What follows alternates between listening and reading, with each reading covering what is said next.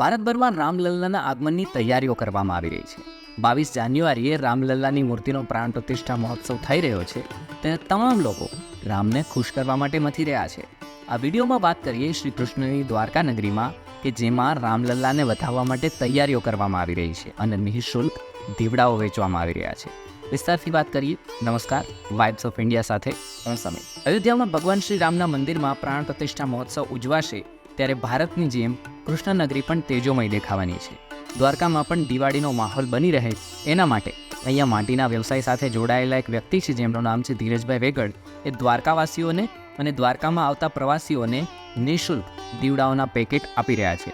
દ્વારકાવાસીઓને હું એ કહેવા માગું છું કે ધીરજભાઈ પાસેથી શક્તિ માટલા ભંડારમાંથી વહેલી તકે જે દીવા અને વાટો મેળવી લે તો અંદાજિત 1 લાખ જેટલા દીવડાઓનું વિતરણ કરવા માગે છે, બરાબર। એ ઉપરાંત દીવડા અને વાટનું કોઈ પણ જાતની કિંમત નથી, નિઃશુલ્ક છે।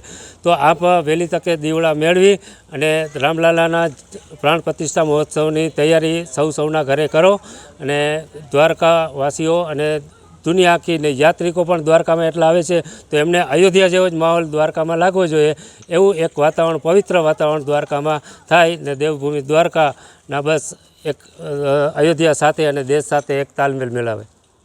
લગભગ 1 લાખ જેટલા દીવડાઓ વહેંચવાનો એમનો ટાર્ગેટ છે।